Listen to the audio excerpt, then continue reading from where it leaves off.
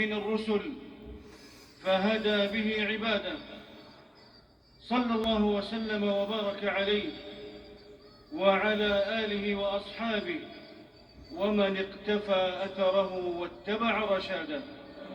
أما بعد، فأوصيكم أيها الناس ونفسي بتقوى الله، فالتقوى سبيل السعادة ودليل السيادة.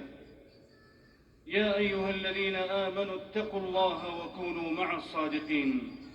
أيها المسلمون، هذا شهر رمضان قد عمنا سناه الوضاح وعبقه الفواح.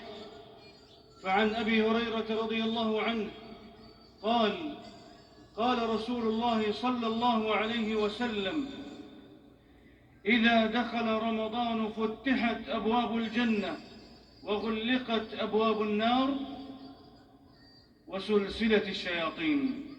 أخرجه البخاري ومسلم.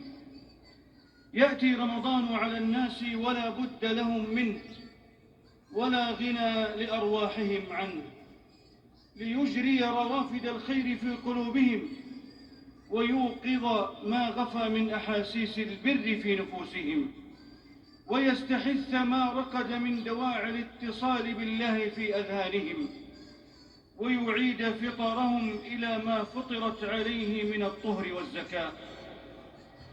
رمضان رياضة للنفس بالتجرد عن شهواتها، وسمو بالروح إلى السماء، وتقريب لما بعد بين الموسر والفقير بالرأفة والشفقة.